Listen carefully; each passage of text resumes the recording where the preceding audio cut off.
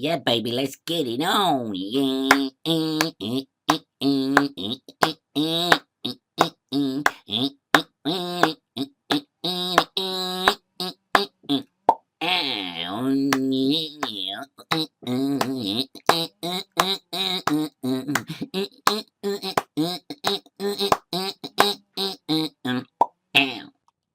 Oh, Fritzy, what a sound. Grab that sound from Fritzy Moshbender. I'd take him over Katy Perry any day. How you doing? What is this? This is Leben Schmal here from FEMA Region number 3. Haven't put up a video for a while because I've been working on this one for the past 3 days. It's March the 13th of 2014. I think I started working on this on the 10th. So much has happened. Oh my goodness, my Elohim, where's the time going? I'm glad it's gone fast. It's close to them come and take us home to the mansion he has prepared for me. Can't wait to see it, you know. But there's a lot in this video. I really wanted, what I wanted to do with this particular one, because it's kind of long, is I wanted to go back to last year and just look at some of the things that happen up in the sky, the signs in the heavens, in the Shamayim, and kind of do a little overview. Because we're at the brink of one of the most momentous times in history, I believe, with the four blood moon tetrad coming up in April, and what's happening before that. I believe that the key, and it's really funny because I just got done watching a program called Prophecy in the News with Mr. Stearman. I like him. And the topic of it was Mars. And you will see that I talk a lot about the planet Mars in this video. And I was like, oh. And I watched it just before I came up to record this. And I'm thinking, oh my Elohim, you are fulfilling our prayers when we pray Yirmiyahu, Jeremiah 33:3, where he says, call on me. I'm going to paraphrase a little bit, perhaps. Call on me and I will answer you, and I will show you great and mighty things of which you do not know. And you do. It's just amazing how you get the confirmations from Elohim about Lord, Elohim, am I looking in the right places? Am I watching the signs correctly? He always comes along and says, you're doing okay, you're doing fine. He probably don't have the same accent, but you know what I'm getting at. And I really think that we should be focusing for some reason. Mars is it's everywhere. It's just out there. And when I say that, I mean it literally because it is rising in the east. If you live in FEMA Region 3, the eastern part of the United States of America, you go out after midnight, he's right there. If it's a clear sky, of course. Mars is right there. So watch the video. And, I'm actually recording this later than much of what you're going to see on the video. I did a lot of the voice stuff first, but just go ahead and enjoy. I hope that you can, if you don't watch the whole thing at once, go back, see what's happening in the news. Things are happening zap wap as we speak. It's old news before it's new news. You got signs on top of signs, rumors on top of rumors. Hey, gavolt. But enjoy the video, and I'll talk to you in a bit. Isn't that beautiful? Look at them clouds, and that's just absolutely fantastic. And even more fantastic are the signs in the Shamayim from our Elohim. Amen. That is such a beautiful picture. I love that. That's where the evening sound picture is. The little group that sings the songs. With the three Polish men. But anyway, I digress. Let's get on with signs in the Shamayim. Let's take a look at what is happening. Now, of course, we know that Elohim has been specific, very specific in the book of Breshit the book of Genesis, right from the beginning. We know the end from the beginning, that there are signs in the sun and the moon and the stars. Now we take a look. Oh, man. Here's my favorite picture of Yeshua. That's from the great artist Karl Bloch. That's from the Sermon on the Mount. And look at that sacred finger that he is pointing upward. I love that picture because it's pointing up to the Shamayim, where he will come in the clouds to receive his bride with him in the clouds, where we shall be with him forever. But our Adon told his Talmudim, his students, his apostles, disciples, that there would be great and fearful signs in the sun and in the moon and in the stars in the days leading up to his return and of the end of the age. That's right. Look, oh boy, have we had signs from the Shamayim over the past year or so? Does anyone remember this picture and how viral it went for a while? What was being depicted here? What happened to cause such an event? Well, it was February the 11th, 2013. It was the day that Pope Benedict the 16th announced that he would resign on February 28th, the first pope to resign since 1415. And on that day, just hours after Benedict said bye-bye, or bye-bye on February the 28th, lightning struck the Vatican. That is a very, very dramatic picture. And then, not long after that, 2013 had many things going on. It was only about 4 so days later when the Chelyabinsk,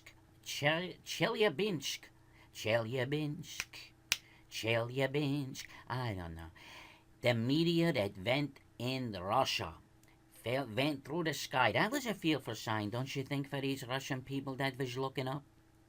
I think it was a great and fearful sign from the heavens that Yeshua talked about. One of them was definitely this meteor that struck. It entered Earth's atmosphere over Russia on the 15th of February, 2013, just several days after lightning had struck the Vatican. It was going 42,900 miles per hour. Could you imagine? Going to work, you listen to a Russian station, they're singing, I will be, singing that, di-ba-da-da in Russian, of course. And all of a sudden, zap, whap, you see this meteor coming, 42,900 miles per hour, almost 60 times the speed of sound. The energy that it produced was 20 to 30 times more powerful than what was released from the atomic bomb detonated at Hiroshima. Flip a coin, however you want to say it. It was 30 times brighter than the sun. It injured 1,491 people, and 7,200 buildings were damaged because of this great and fearful sign that was brought by our Elohim over Russia. That's right. Other than that, it was also the largest known object to have entered Earth's atmosphere since 1908. Now, of course, there are some who believe that the largest known object to have entered Earth's atmosphere since 1908 was, of course, the bathtub of the late President William Howard Taft. That's some bathtub, but no, it was not the largest thing or entity to enter Earth's atmosphere since 1908. No, as big as it was, no, not the bathtub. But you see, check this out. What happened in 1908? That was the first largest, whatever it could be, that entered Earth's atmosphere. If the meteor in Chelyabinsk was the second, what was the first? It was this. It was something that was called the Tunguska event. It was that's some bathtub there, isn't it? Yeah, a couple of Tafts could fit in there, many Tafts. But anyway, it was an asteroid or a meteor that blew up over Tunguska in where else? Russia in 1908. Now, do you think Elohim is trying to tell Russia something over the last 100 years or so? Couple of fearful signs in there, and look, we got all this going on in the Ukraine right now. The Ukraine is very volatile right now, and you got to look back on these events. And a lot of the stuff that started kicking off there was only about 1 year after the media, the fearful media that injured over 1,000 people and damaged 7,000 buildings. My goodness gracious! But let's see. We're gonna take a look at some of the celestial and world events of 2013. Let's take a look back.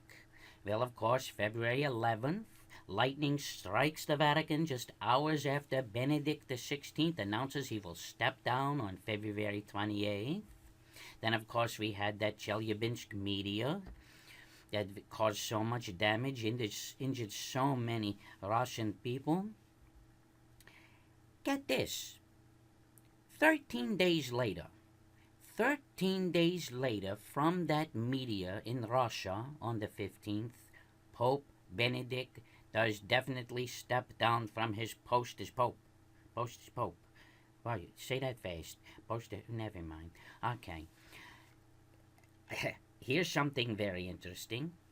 13 days later, so we had 13 days between the meteor in Russia, and the Pope Benedict stepping down.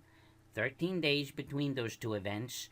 13 days later, March 13th, is the day that old Jorge becomes Francis.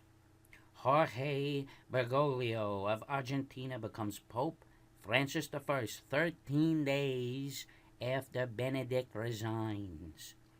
There was something that happened in between these papal events, popal people, when all that went on with the popal people. Look what happened in between the 28th and the 13th. We had a comet. The comet panned stars, and it was at its closest approach to the sun on March 10th. Now, of course, between the 28th and the 10th, that's 10 days, and then between the 10th and the 13th is 3, so there's the number 13 again. Boy, oh boy, and if you look into biblical numerology, the number 13 represents revolt and revolution. And look what's going on right now in the Ukraine. We got a lot of that going on, boy. Ow! Thank you, Fritzy. Man, oh man. What else happened? March 20th of 2013, what's his name goes to Israel. There you go. A lot of people thought that he actually performed the abomination of desolation by visiting the tomb of the Holy Sepulchre or something like that, and he looked down into a little hole or something to see some holy relic or something. No, that was not the abomination of desolation. He's an abomination, but he wasn't, making anything desolate at that time. At least not yet, anyway. That's still up in the air. We'll see.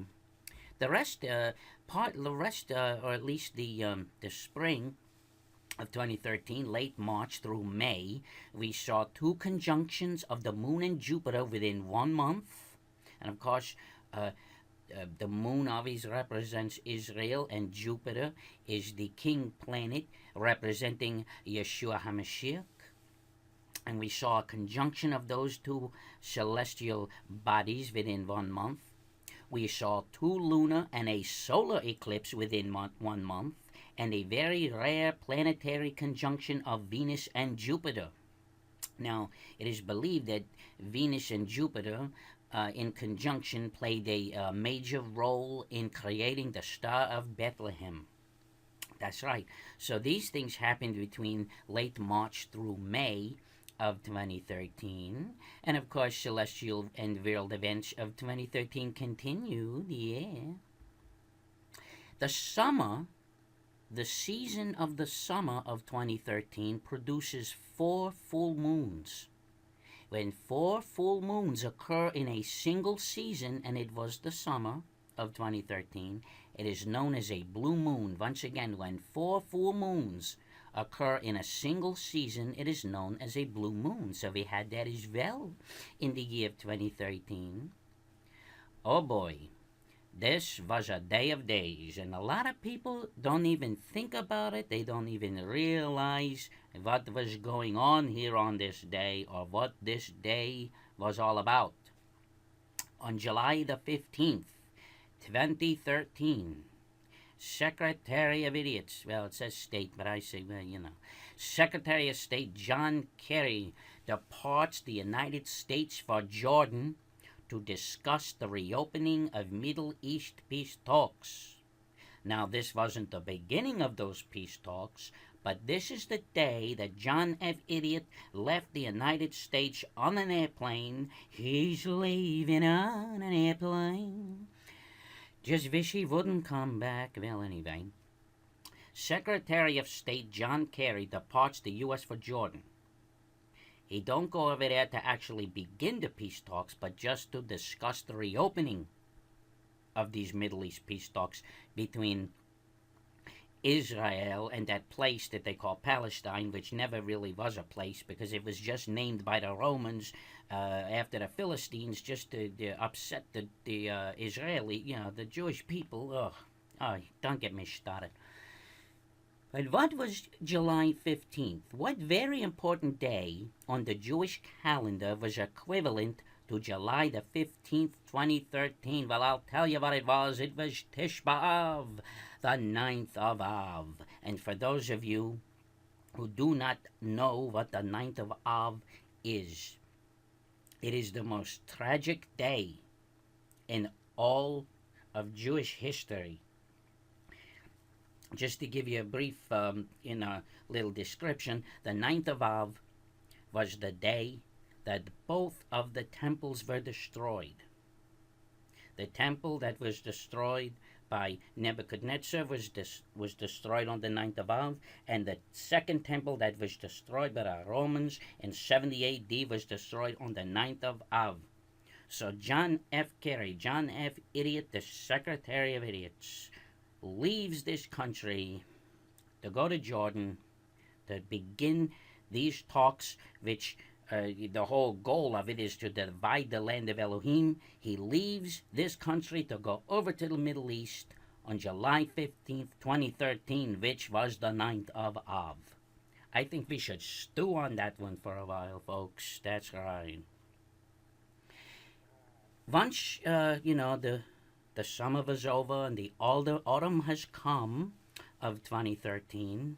And in the autumn of 2013, everyone began to look up again. All eyes and telescopes were on. What the astronomers and the scientists would call C/2012 S1. But most of us just knew it by this name, the Comet Ison. That's right. Now let's talk a little bit about the Comet Ison.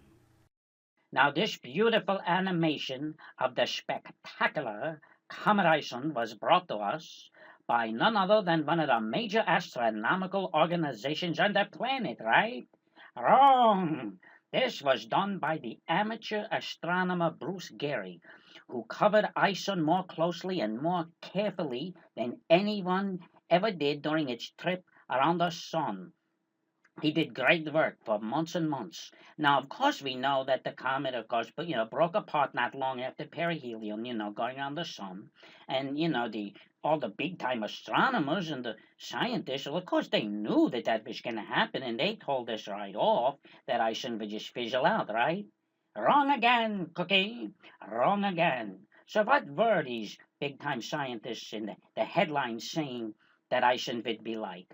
Well, I guess they thought it would be, nothing more than a dirty snowball that no one would care to watch because it's just going to fizzle out. Well, let's see. Oh, look, Space.com. That fly-by-night organization. What did they say? Dazzling, not fizzling, dazzling comet of 2013 may be brightest ever seen. That is Space.com. They thought it was going to be the brightest ever seen. Maybe they was just kidding. Let's see. Oh, look, the BBC, the British Broadcasting Corporation. They said that Ison would be the comet of the century. Well, of course, they probably, but of course, they really thought, that it would be the comet of the month or something, maybe the comet of the week. But no, BBC said originally that it would be the comet of the century. Let's see. Oh, there's one. Oh, NBC. NBC. Remember how Brian Williams, their anchorman, said that we should get our beverages and our snacks together and watch the greatest, brightest comet ever? Well, what did the NBC also say? It says all, not, two, but all eyes on Comet Ison. Earth and space telescopes to track what? It's what? It's every move. Oh, but maybe they really didn't mean that, when they said it, when they put that out there. And of course, the scientists and the astronomers, the big time professionals, that is, they didn't really want to talk much about it. That's why they got this, the NASA Comet Ison observing campaign together. Yeah, they just, they figured, we ain't got nothing else to do. Why don't we just put together an observing campaign? Because we're bored. No, they wanted to have that campaign because they was interested. And, maybe then again, it didn't go so well over at the observing campaign, this particular one. So maybe some of those scientists decided to get together, maybe at the Golden Corral, have a little dinner. Maybe some of that's all you can eat shrimp, but them shrimp, they're nothing but little dough balls. Ain't no shrimp in it. Well, anyway, that's beside the point. But look at this. They didn't go to the Golden Corral. No, they went here to the Johns Hopkins Applied Physics Lab for the Comet Ison Observers Workshop. The Johns Hopkins Applied Physics Lab. Yeah, that fleabag joint. Yeah, well, there you go. So, of course, they shut down, NASA shut down its cameras, at least that's what I believe, as it was going around perihelion, so no one could watch the perihelion live if anyone tried. Yeah, I was online, I wanted to see it, but no one else wanted us to see it. No way, not these big shots, no. But either way, Ison was a sign from Elohim. It was a harbinger. It did some amazing things. I might show you on Stellarium a little bit. It did some amazing things before it went around the sun that was very thought provoking that no one was really talking about. But let me tell you something. Comet Ison, no matter what, was a big time sign because these big time scientists had all their eyes on it. So even though it broke up going around the sun and didn't give us this big spectacular light show, it went smack zap whack right back to the arms of Elohim where he belongs because Elohim sent it here for a reason, and I still believe Ison is very relevant and it was very important in 2013.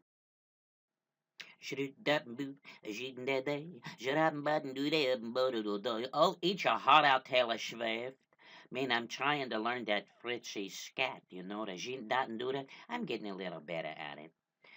Well, anyway, here we are again. I just want you to look at that beautiful picture, another beautiful picture, the wonderful Comet Ison. I guess what I was trying to say, before with all those headlines and such, I want to correct myself. Space.com did not say that it would be the brightest ever. It said it would be among the brightest ever. But even so, splitting hairs. But I guess, what I was trying to say is that, Comet Ison was like a two-edged sword, for these secular scientists. You see, it's like they want it both ways, kinda. On the one hand, they want these types of events to be spectacular. They want to, sell telescopes and tickets to their planetarium and all that.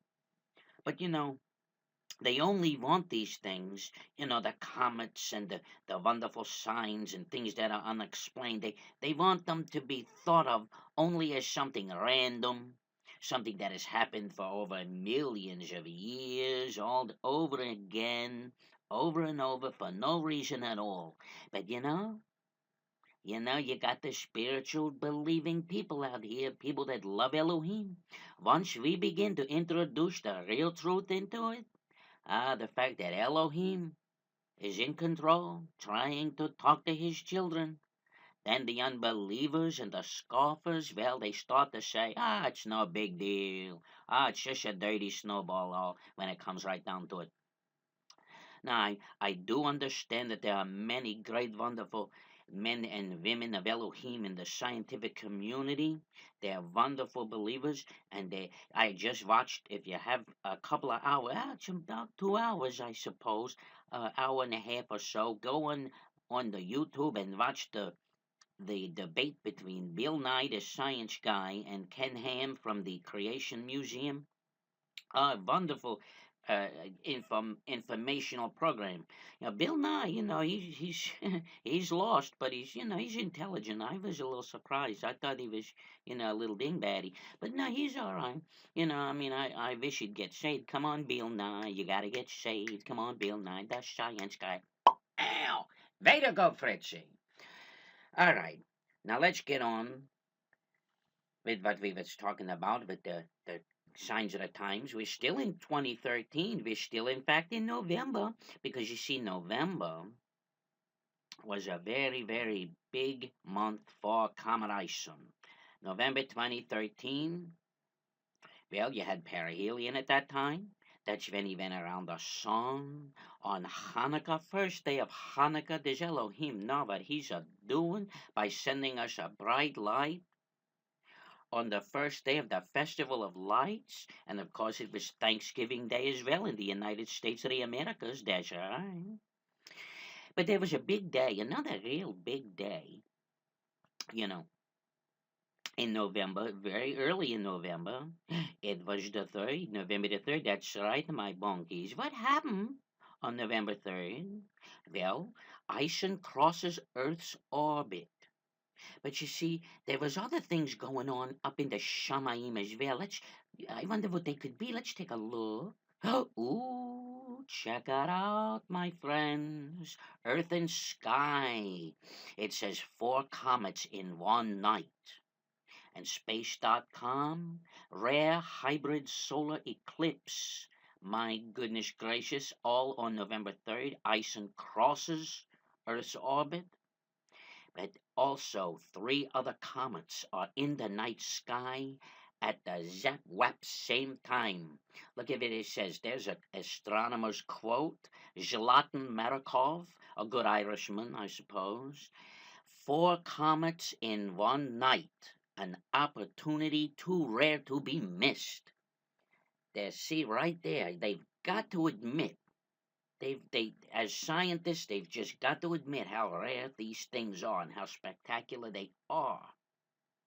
The 4 comets all in the sky on the same night, very rare, was the comet Lovejoy, the comet Inky, I like say Inky, the comet Linear or Linear, flipping out a coin, and of course the comet Ison, all 4 in the sky that could be seen all at one time in one night.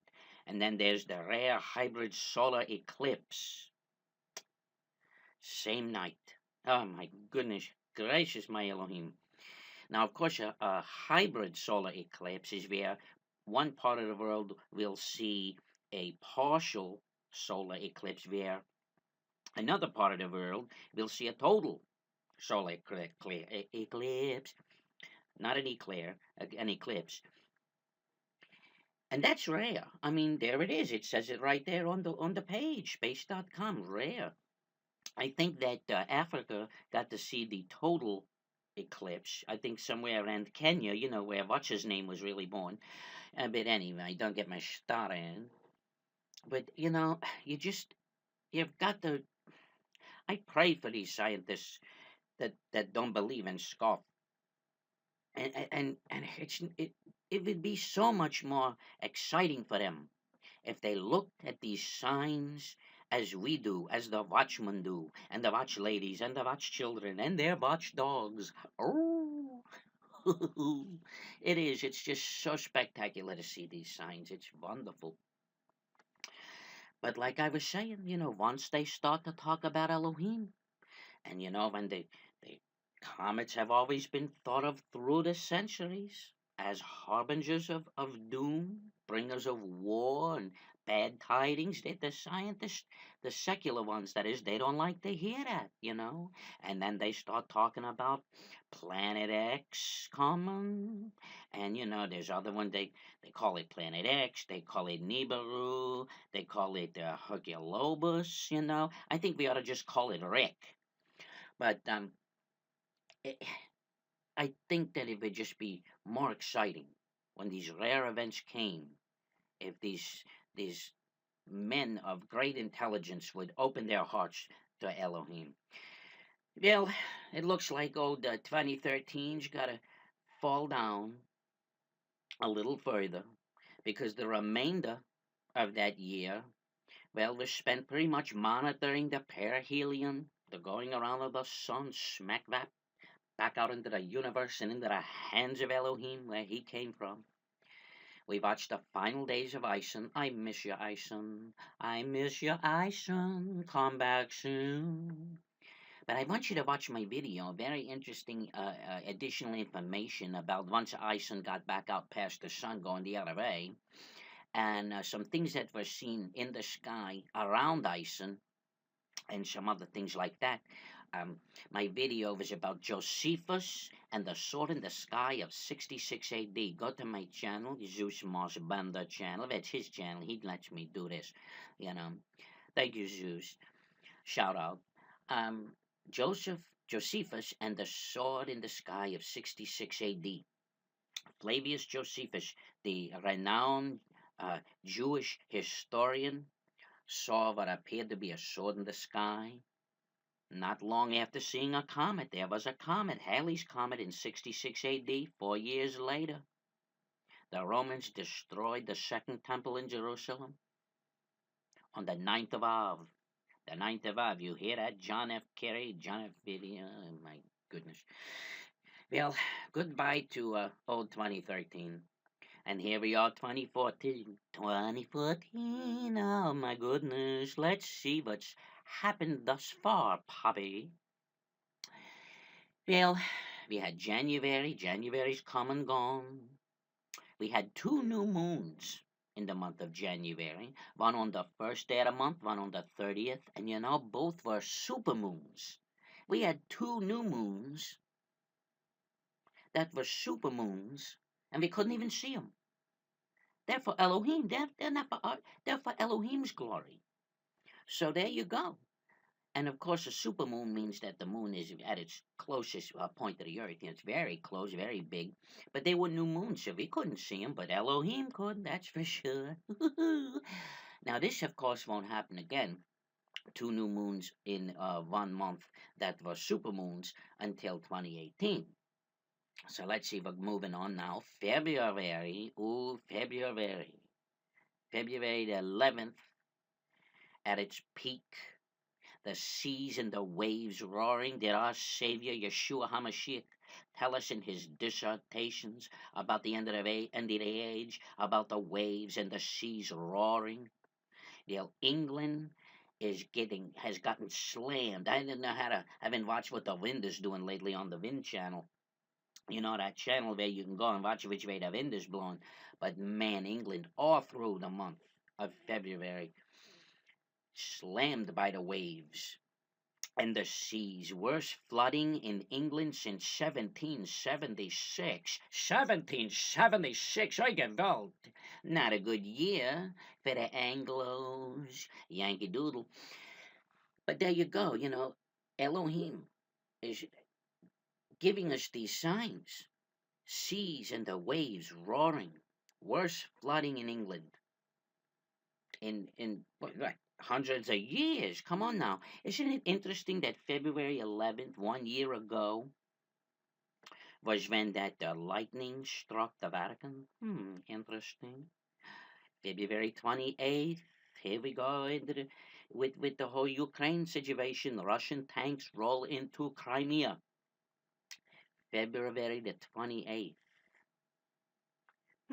That was the day 1 year ago from that day that Benedict the 16th stepped down from his papal post, from the papal people and their papal post wearing purple. Oh boy, well, that's interesting. That the two things linked, kind of. A lot of people take the number thing very, very seriously now. Like I was saying, the number 13 appeared a lot last year, and that is the biblical numerology representation for revolt, revolution. There we go. We got the Russians in Ukraine doing their thing like they do. Putin, bad Putin. Hey, but look at this: the waves and the seas roaring, wars and rumors of war right there in front of our face, right in the news, right today. March comes in like a lion, you betcha, bringing fierce winter storms and Mars, the red planet of war, rising in the east in the constellation Virgo. That's right, we're going to take a look at that in just a moment. Smack whap. Boy, that was a fast moment. I had to take a few moments to eat some radishes. I love radishes. I'm so glad that Elohim made radishes so nice and crunchy. Yes. Well, there we go. Look. Mars is rising in the east in the constellation of Virgo. And what that means, my friends, is that especially for myself, see, he being right here in FEMA region number 3, I can walk right outside my front door around midnight, after midnight, between midnight, 4 o'clock in the morning, look up into the Shamayim, and there Mars is, the red planet of war, right there in the womb area of the constellation Virgo. That's right, folks. Are we on the brink of war? Is there war in the womb? Seems like we're going in that direction. Because, like I said before, March is coming in like a lion. And man, if that ain't so, because look right here. The constellation of Leo has got big doings coming up real soon. Now, Leo stands for the Lion of the tribe of Judah. When it comes to the Mazzaroth, that's the Hebrew zodiac, not that, astrological garbage, that you find, those, fortune telling crap. But look there. There's the star Regulus. That's the main star of Leo. And that's where we get our word regal, because it is a royal star. It is the star, the king star, which represents Yeshua HaMashiach. That's right. Who is, of course, the Lion of the tribe of Judah. I hope you know that. You better know that. But look what's going to happen. On March the 20th, coming up real soon, there's going to be an occultation of the King Star Regulus. And what's an occultation? What's an occultation? Let me tell you what an occultation is. It's when one heavenly body sort of covers up another or hides another from view. And that is exactly what is going to happen on March 20th, 2014. Elohim is going to send an asteroid, and it's called 163 Origine, or it could be Aragon. Aragon, Origine, Origine. Wait a minute, isn't that what you put on spaghetti or pizza? Oh no, that's oregano. Wait a minute. Well, I don't know how to pronounce it. It's Greek. Has something to do with mythology. I don't know that stuff. But this asteroid is going to pass by Regulus and take it from view for approximately 14 seconds. And then it will go its way Back into the arms of Elohim from whence he came. That's right, my friends. Now, take a look at this.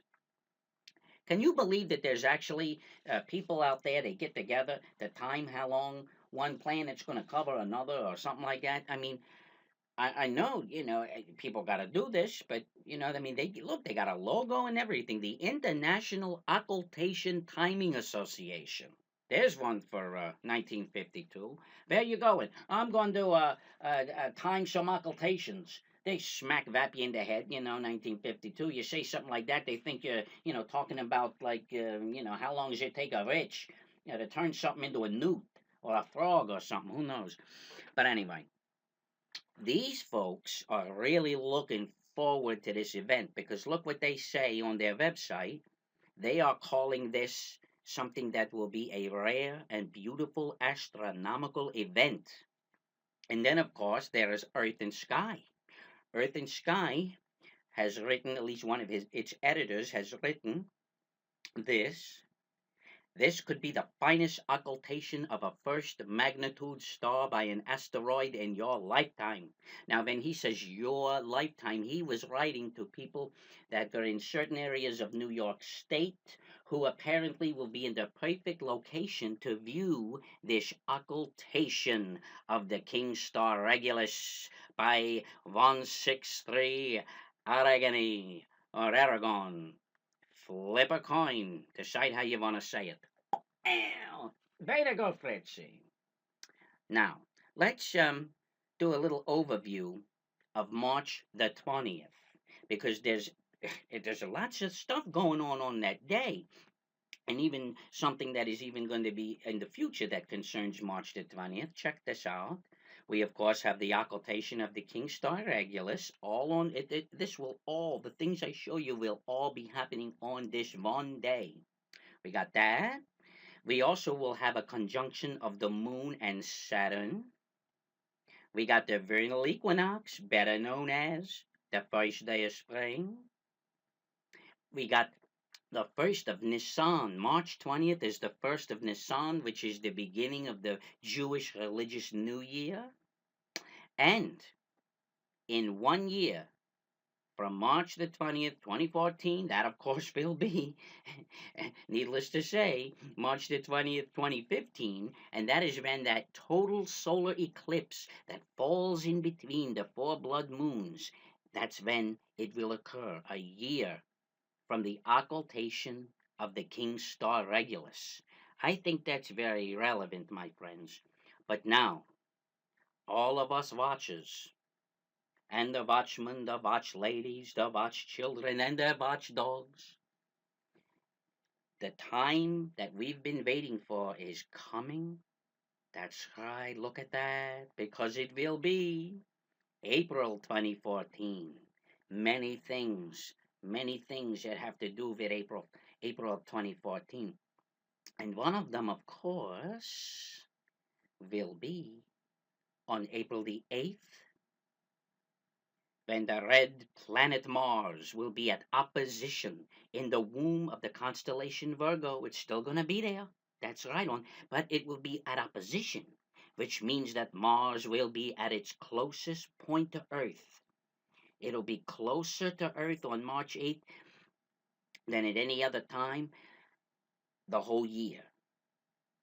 And then 1 week later, 1 week, 7 days. What's seven? Seven is Elohim's perfect number of perfection, number of completion. 7 days from April the 8th will, of course, be April the 15th, which ushers in the first full day of Passover and the first total lunar eclipse of the four blood moon tetrad, my friends. That's the day, April 15th.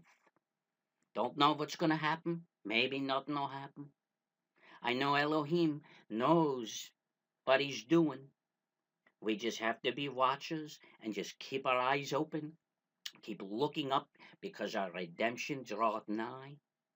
and it got me to thinking a little more about April 15. Historically, was there things that happened? Did it have to do with war? Did it not? Whatever.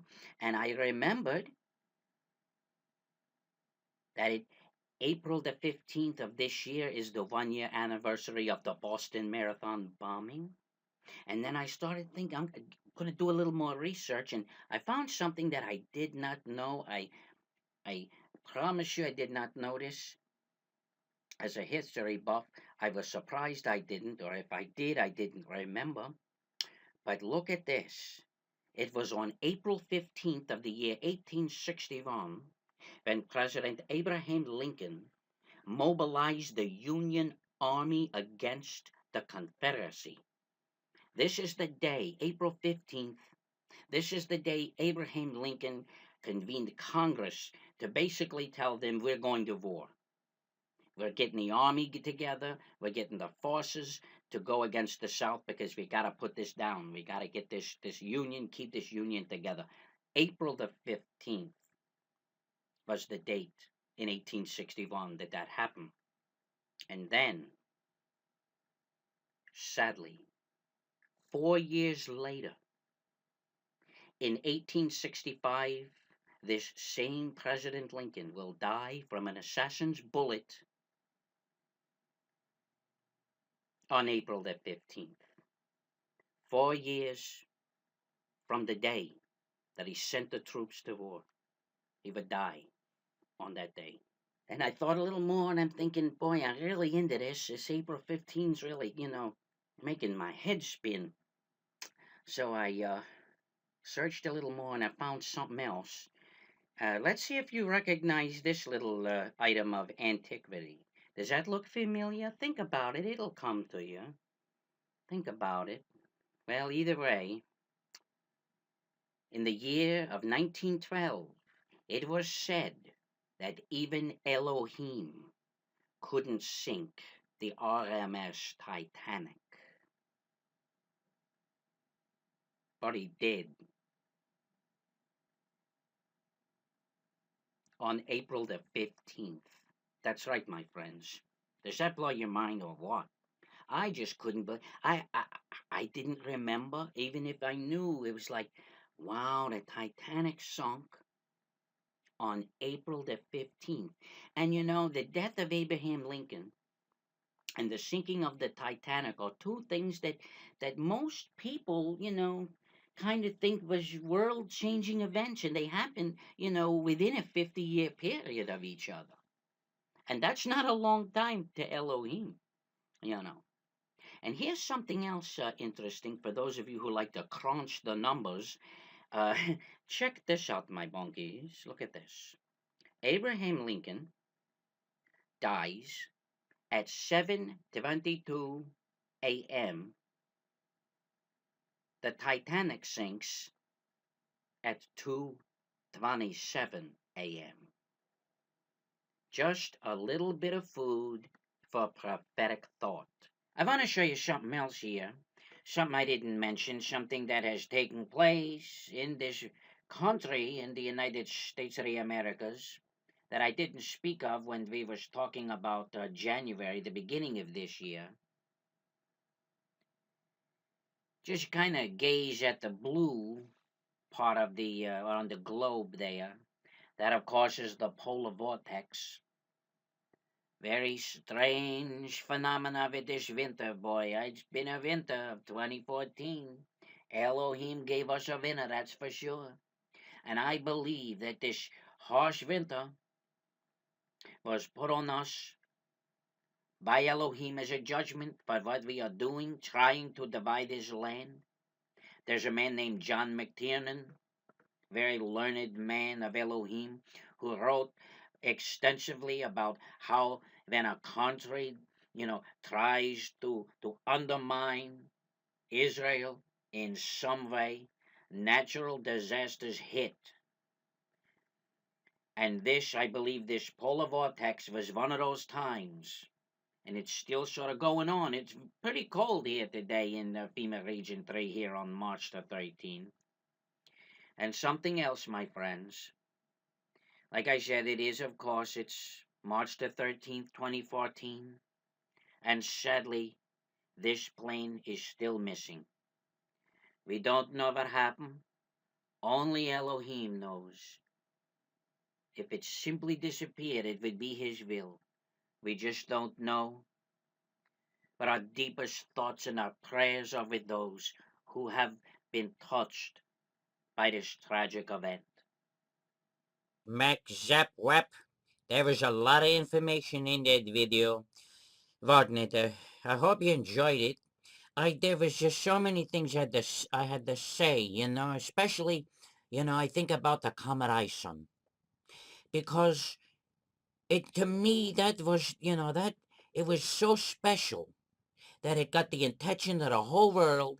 And then, when people started talking about its prophetic meanings, comets being harbingers and such, that's when the secular people started going, we better shut up about this comet. But, they knew it was special until we decided to include our Elohim into why it was coming, and then they wanted it quelched. They didn't want to talk about it no more.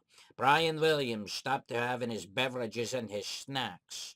But I wanted to talk about Comet Ison, and I wanted to just enhance the idea that so many things are happening right now at breakneck speed, especially with the planet Mars. Now, if you think back, I had started talking about, was saying in the video, sometime around when I was eating the radishes, I had to eat some radishes, so I had to stop. It was very important I had them radishes. And I mentioned March the 10th. Well, several days before that, on March the 8th, the red planet of war, Mr. Mars, went into retrograde motion. That's right. It was March the 8th. And March 8th is the anniversary of the Russian Revolution. That's right. Interesting, food for prophetic thought. And also, here it is being, I'm finally finishing this little piece here on March the 13th.